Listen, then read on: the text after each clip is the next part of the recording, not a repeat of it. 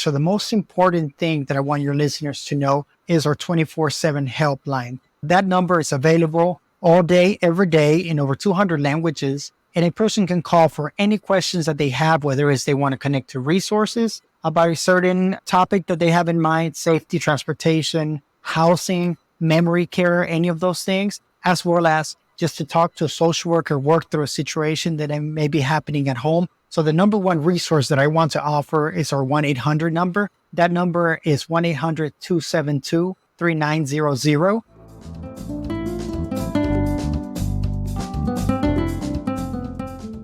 Thank you for joining us for another episode of Spotlight Houston, where we bring you the best of the people, places, and events in Houston. This week, we sit down with Jorge Olvera, Director of Outreach with the Alzheimer's Association for Houston and Southeast Texas, to talk about everything we need to know about Alzheimer's. And now your host, Blanca Quezada. Hi. When we hear the word dementia, sometimes the first thing we think of is Alzheimer's. But recently, we've been hearing more in the media about actors or other people in the public who are talking about their mental health. And we're finding out that there's different types of dementia. And so today we're going to find out exactly what the term dementia means. With me today is Jorge Olvera. He is the Director of Outreach with the Alzheimer's Association here in Houston in Southeast Texas. So Jorge, welcome to the show. It's great to have you here because I know that many of us, including myself, always keep mixing up dementia with Alzheimer's. So what is exactly dementia and how is it different from Alzheimer's? Thank you, Blanca. Thank you for the wonderful invite and hello to all your listeners. It's a pleasure to be here with you. So it's a very common question, right? People always want to know that it's a starting question. What is the difference between Alzheimer's and dementia? And the easiest way to think about it is dementia is an umbrella term, right? You think of an umbrella, dementia is that umbrella. And underneath it, there are different types of dementias. Alzheimer's encompasses about 60 to 80% of all types of dementia. So it's the most common. It's the one that people will more commonly be diagnosed with. It's the one that is primarily led in the research is led in the Alzheimer's dementia space. However, there are other types of dementia. And as you mentioned, we have heard it about different actors. For example, Bruce Willis was recently diagnosed in the last few months with frontotemporal dementia, right? And so that type of dementia is different from Alzheimer's in that it damages a different part of the brain, which in terms damages a different type of memory, right? You have long-term memory, you have short-term memory, you have different types of memory that are associated with these different types of dementia. There's also other types of dementias like vascular dementia, which is due to some chronic illness. There's Lewy body dementia. There's dementia that's got like Huntington's disease. There is some of what's called like younger onset dementia. And then there's like a kind of basic starting of dementia, what we call mild cognitive impairment. And that's those very, very early stages of dementia when people start getting somewhat forgetful and start having some issues, or there's changes happening in the brain that are not seen physically just yet. That's called mild cognitive impairment. Yeah. So I have another question that I think maybe a lot of us have. It's like, is this dementia mental health disorder or a disease? So they itself, or the Alzheimer's disease, which is the one we're going to be talking about, it is a disease, correct? And again, the way that it functions, at least on the dementia space as an umbrella, that really starts to develop when there's a loss of memory and just other thinking abilities that the community is able to have, and then they start to diminish, right? Those abilities become severe over time. And once they become so severe that they interfere with your daily life, is once you are therefore diagnosed with either Alzheimer's disease or another type of dementia. Are there certain warning signs that we need to look for that maybe might be similar in both dementia and Alzheimer's? Absolutely. I'm going to make a comment here that dementia oftentimes may start 10 to 15 years before a person even has any presentation of those symptoms. So before you see it, there may be changes happening in your brain. Some of those amyloid proteins may be already establishing themselves between your neurons in the brain. And that's kind of very high scale explanation of that. So there are signs that start showing early on, Are, and these are the things that we want to look out are for. they subtle? Uh, Are they very subtle? they very much are. And I tell you that mild cognitive impairment that I was talking about, getting that diagnosis, you'll hear it. I mean, you'll get that diagnosis when you have those subtle changes. It's not until you start having changes that affect your daily life, your safety, the safety of those around you, that you get a more affirmative diagnosis of Alzheimer's or something else. But to your question, some of those changes you're going to see, for example, one of them is change in emotions and attitudes, right? When you have a loved one who, for example, loves to be social, right? They love to have friends, they love to be out and about, and they love to go to church, they love to be involved with their neighbors. And then you start seeing that they start to be a little bit more secluded. They don't want to go out no more, right? There's those changes in their social aspect. You also see some changes in interest, right? Interest, for example, someone who loves to cook or someone who loves to dance, and all of a sudden they don't want to go out and do those types of things, right? You'll start seeing these changes in your loved ones. You'll start seeing changes in forgetfulness of some things that perhaps they have known other lives, or confusion, right? And what I mean by confusion, that happens in different ways. For example, if mom all of a sudden cannot park the car, right? It's not because mom has forgotten how to park a vehicle. She's probably very aware and able to park a vehicle. However, she can't measure the distance of how far the parking spot may be from the curb. And so she may be leaving her car a little bit too far out, or maybe she bumps into the car next to her because she can't measure that distance. And so those are the types of changes that we're looking at, is that spatial change where they may not be able to tell time or distance. And that's how you're going to see it. And that's how it's going to present itself in the person. What about, like, besides being antisocial, having inappropriate behavior, language, or aggressiveness? Correct. So for language and aggressiveness will change. And again, that comes along with some other emotions that come along with this, right? Frustration, anger, embarrassment, because of of the way the disease is presenting itself, right? So for example, dad can park his vehicle for one reason or another. And then you tell him, dad, there's confusion or there's an argument between son and dad. And that raises all these other emotions. And so that can ultimately cause problems in those relationships between family members, because dad doesn't recognize that these things are happening, even though other people around them can see them. Right, right, right. So, how is this or these diseases diagnosed?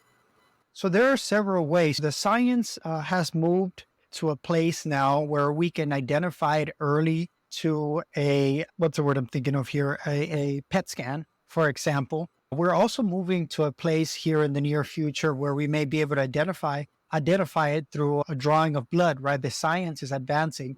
About 15, 20, and 30 years ago, the only way to identify a person who had Alzheimer's or another type of dementia was only after they had been deceased, right? And we were able to take a look at their brain and recognize that there were these proteins that were developing between their neurons in the brain that were causing some of this forgetfulness, right? Or their brains to change. And so now, again, the science is advancing that you can get an MRI or you can get a PET scan, and one day in the near future, be able to diagnose it through a blood draw. Yeah, I also had heard that sometimes it gets diagnosed when or through a test that they give you, like, can you read? What year is it? What's your name? Correct. So those are called mini mental exams. And normally you can ask one of your attending physicians or one of your primary care physicians, your doctors, to have one of those, to have a mini mental health exam that will test your knowledge and your memory, right? And from there, if you feel like there is something that is going on with you, if you feel the change, especially, or if you notice the changes in one of your loved ones, then you can request for a referral to a neurologist, whereby you'll get an actual diagnosis from a neurologist. Yeah, I'm asking about that because that was the kind of test that my mom got. And the doctor's assistant and myself were laughing because some of the questions that she was being asked were like, well, we can't even answer those questions. And my mom was Absolutely. almost 92. So, so it Correct. was, that test was kind of funny, but we did realize that my mom was having some issues. And so we were trying to take care of her the best we could. But so does making or getting early or let me word it differently. Does getting help early make a difference in the treatment? Absolutely does. It makes all the difference, Blanca.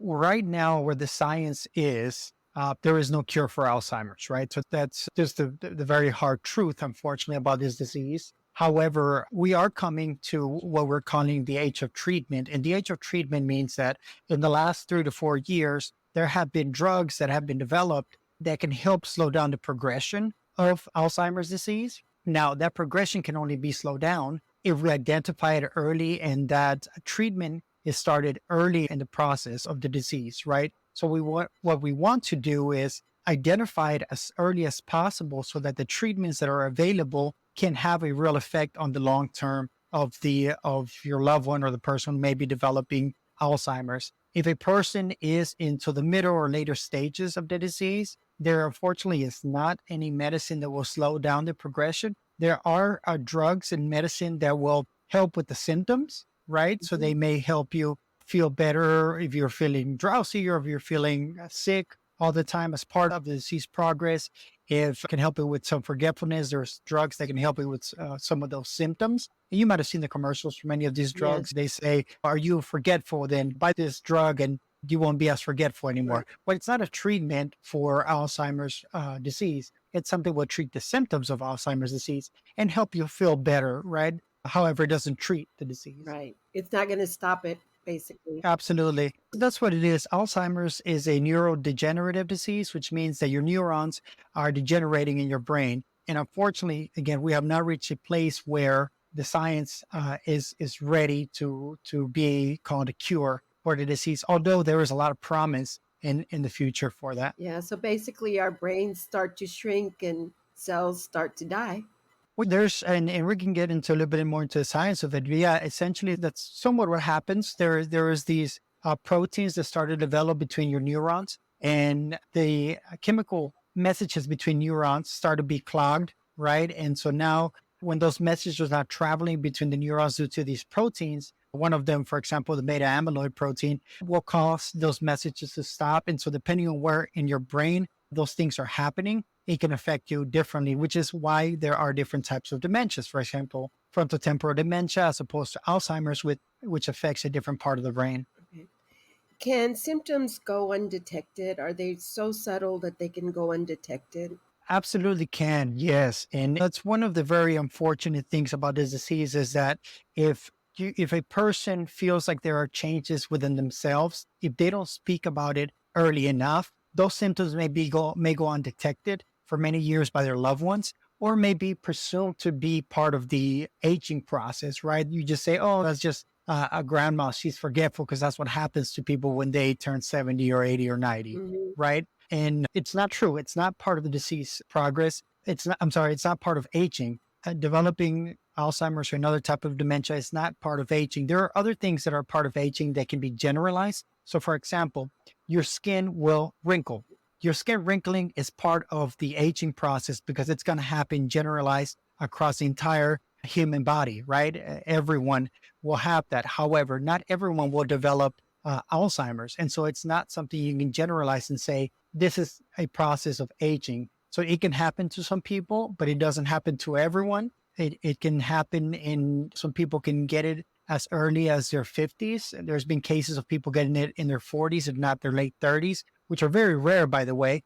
But it's more common for people to start developing some of these symptoms in their 50s, 60s, 70s. Have scientists found out, or doctors, have they found out what causes it in some people and not in others? So there is no straight answer for that, right? Because there are many different factors associated with it. One thing we recognize is that lifestyle is a big factor, right? As one can imagine, lifestyle is a major factor. Of course, there's other factors like genetics that can affect. Sometimes some families will have it in multiple generations. Other families will have it in one person, but not others. But one thing we can say for certain, and one thing we've learned through our research and through the science, is that lifestyle is a big factor, and that includes all kinds of things: physical activity, eating healthy, right? Maintaining socially and physically active are very important. And that we're talking about a long life of these types of activities. Yeah. So sometimes it can be inherited, but so we can reduce our risk by following everything the doctors always tell us. Eat healthy, exercise, rest, get a good night's sleep, right? Absolutely. And so we have studies that are exclusively focused on lifestyle interventions. We have one here in the Houston area called the US Pointer Study that looks at lifestyle interventions and how those could potentially affect people in the long run. It's a great study that has now been led for several years here in our area.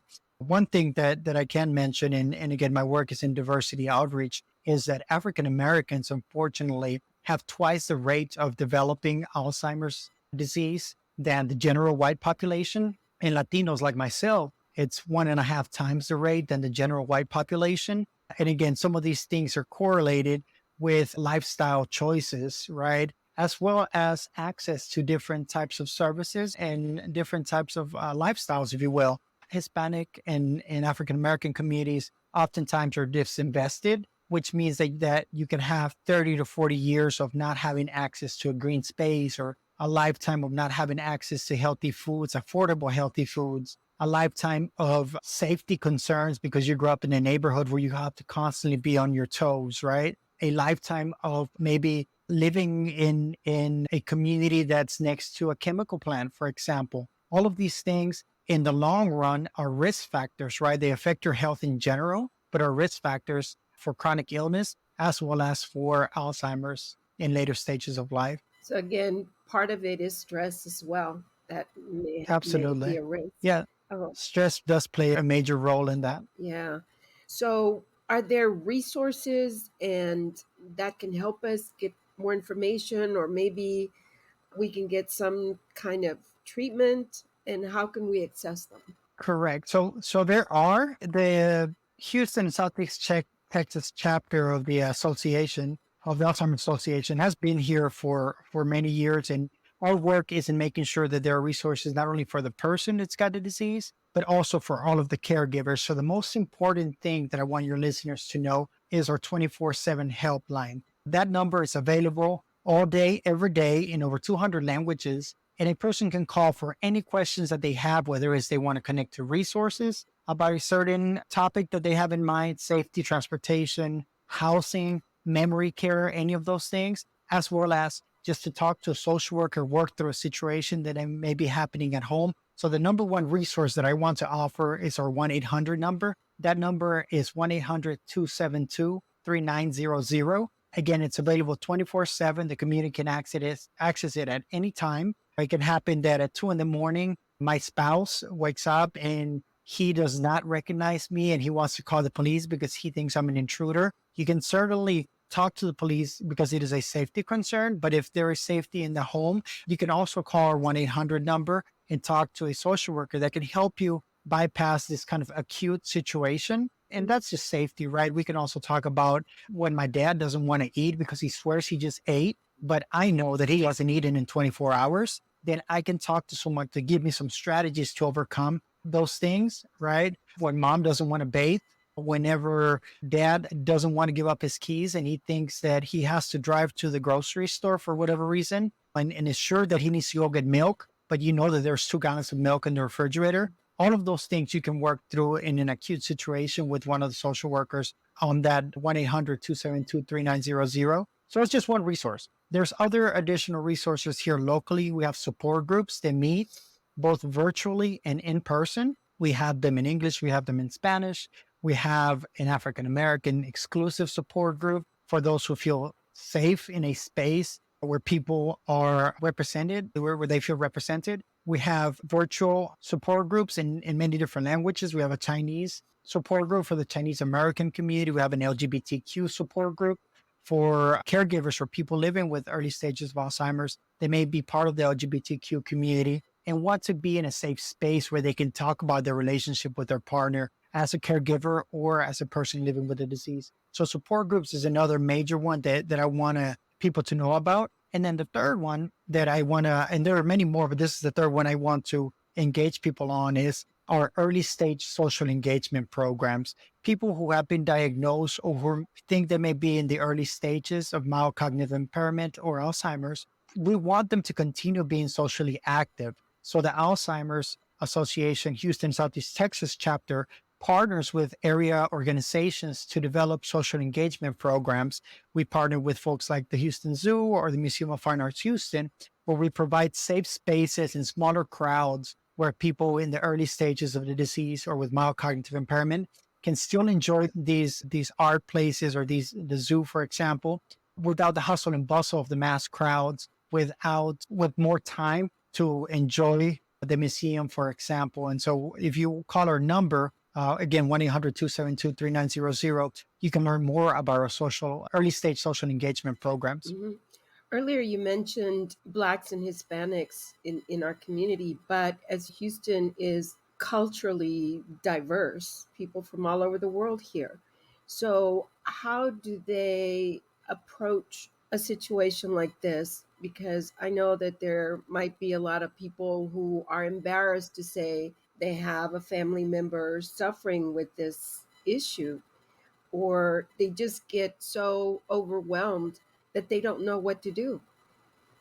Absolutely. One thing again, Blanca, to recognize is that Alzheimer's disease is a disease that affects the entire family unit. If we're being honest with ourselves, we have to understand that once a person develops the early stages of Alzheimer's, they're not coming back, right? Again, it's a neurodegenerative disease. There is no cure for it. There are a few ways to slow down the progression, but those are far and few, and they're not necessarily accessible to everyone. So the first thing we need to do is have a very honest conversation with ourselves and our loved ones and recognize that these changes are happening. The sooner we can have that conversation and identify it or get an early diagnosis with our neurologist or with our primary care physician, then that will give us more time to make decisions about care, to enjoy life with our loved ones, right? To make sure that we have set plans for how we want to be taken care of, how we want to develop a living will, a power of attorney. We need all these things to be taken care of. And so again, the very first thing that people can do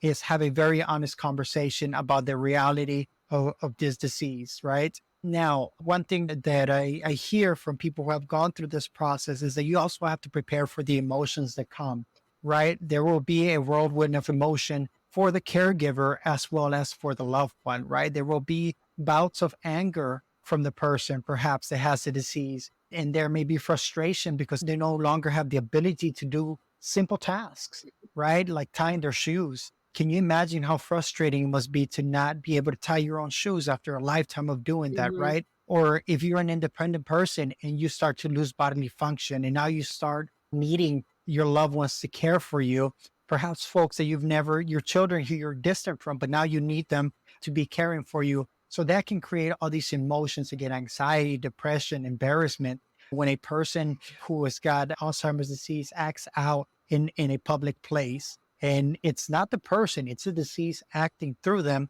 but the caregiver is therefore in a situation where they have to, I don't know, perhaps apologize if it happened at church or if it happened at a store, right? They have to go through those emotions, but may potentially be embarrassment, right? Or anger with their loved one for not caring for them. There's different changes in the way people eat and their nutrition. So all of that affects the entire family. Right. And for a caregiver that isn't aware of all these symptoms and everything that's going on and how to deal with them, it can be extremely overwhelming. And also, it affects their emotions, it affects their well being. So it's okay to talk to other people, it's okay to talk to a physician. Absolutely. And one thing we encourage people to do is to have a family conversation. If I have to take care of dad because he's developing Alzheimer's, I need to have a conversation with my wife because I'm going to be a caregiver. But I also need to have a conversation with my children because they need to understand that grandfather is changing and grandfather is no longer going to be perhaps the same grandfather we've known for the last 10, 15, 20 years. And especially if they're young children, there is a way to have conversations and engage them in the caregiving process so that they also get to enjoy grandfather or grandmother or their loved one. But we need to have these conversations as a family because ultimately it affects everyone. We hear all the time from marriages that are affected because one person has to care for a loved one, Yeah. or children who feel distant from their parents because the parents are caring for both children and aging parents, right? That's what we call the sandwich generation. Yeah. So again, it has to be a family And conversation. also the kids being fearful of what's happening, not really understanding Absolutely. everything. So, Absolutely. and it's also very difficult for most of us to find a good assisted living facility because they're so expensive, Yes. very expensive. And a lot of us also can't afford to buy insurance for if that happens to ourselves or someone in our family. So it's really important that as a caregiver you understand what you're going to have to deal with. Absolutely. And it's, again, the sooner we have the conversations, the better prepared we are to have these conversations. There are things, as I mentioned, on the safety side conversations that we need to have, right? For example, if dad is a veteran or a gun owner and there are guns or safety concerns in the house, we need to have those conversations. If mom can no longer drive because she either gets lost or she's a safety concern for the community at large, right? We need to have that conversation. If dad or mom or grandpa own any property, and we don't want that to be caught up in the judicial system because they're no longer able to make decisions, we need to have those power of attorneys. We need to have those healthcare power of attorneys. We need to create those wills. We need to create those living wills as soon as possible. Hmm. So as we get older and we start forgetting where we left our keys, should we be worried? You know, I wouldn't be worried if it's the keys because I lose the keys. Now, one thing we always say is if you can retrace your steps and find out where you left them, that's very helpful, right? So if you come in the house and you went into the kitchen because you have to put the gallon of milk in there, and then you went to the restroom and you're ready to go back out and go on another run, and then you say, "Well, where did I leave the keys?" Well, you only went to two places. You went to the kitchen, you went to the And you restroom. start to So panic. you can, yeah. So if you can trace those things back and you can remember, then I think you're okay. Sometimes we've got too many tabs open in our heads. So don't worry too much, right? Yes, absolutely. So, Jorge, do you have, or does the association have, any special events coming up soon? Yes, we have our largest awareness events coming up. They start in August and they run all the way through November. It's called the Walk to End Alzheimer's, right? We have 11 of them in the Houston area. If you live in the Galveston area, we have a walk down there for you. We have one for you in Baytown. We have one in the Woodlands, one in Katy. Our major one is in Houston, November 4th, that morning at the University of Houston main campus. And the Walk to End Alzheimer's Houston draws about 5 to 6,000 people every year. And so that is a great opportunity for you to come out and meet the community, recognize that you're not going through it alone, that there are many people out there going through a similar situation who are willing to support you. And while you're there, you can also learn about many of the resources that are available to you, connect with the community that is also going through this battle at the same time as you may be, or who are caring for a loved one or have cared for someone who has passed away from the disease and are walking in their honor. Yeah. So if we want more information about Alzheimer's itself and or mental health diseases and your events, can we just go on your website and get all this information, including your You one can. 800 number? Yes. So I'll give you all three, Yes, right? So please. the first place and the easiest place is our 1-800 number, and that number is 800-272-3900. Again, 800-272-3900. The second one I want to share, and I want to share this because most people have social media, is that you can find us on social media at ALZ Tex, TEX, right? ALZ TEX, 6 letters, ALZ TEX. And so you'll find us on every platform on social media under that tag. And then the third one is you can certainly go to our website, which is alz.org. If you want the Houston chapter specifically, you would go to alz.org/Texas. Great. And what personally is the most important thing that you want our listeners to remember or understand about Alzheimer's or these other mental health issues? Well, first of all, I want you all to know the 1-800 number because it'll be your biggest weapon, right? So remember that 272-3900, 800-272-3900. The second one is that nobody should face Alzheimer's alone. The sooner you recognize it, the earlier you can detect it, the more you can better plan and enjoy your time with your loved one. You'll enjoy them for much longer, especially. But again, no one should face the disease alone. There is a multitude of resources. There is a community around you that's willing to support you. We know that 1 in 3 seniors, unfortunately, dies with some type of dementia. And so there's a likelihood that many people within your own family are going to have this disease, not die from it, but will have some kind of iteration of this disease in their lifetime. So remember that no one should face Alzheimer's alone. Great. Well, thank you, Jorge Olvera, for being with us today. It was very interesting to find out what Alzheimer's and these other mental health diseases are all about and how we can find people to talk to. And as you mentioned, we don't have to be alone and go through this just being overwhelmed and by ourselves. So, of course, as always, I thank you as well of course, as always, I thank you as well for joining me can't get it there. And of course, as always, I thank you as well for joining me on Spotlight Houston. Remember, if you have any comments, please send them to me. And if you have any show ideas, please let me know. Thank you for joining us for this episode of Spotlight Houston, a production of Story Zone Media.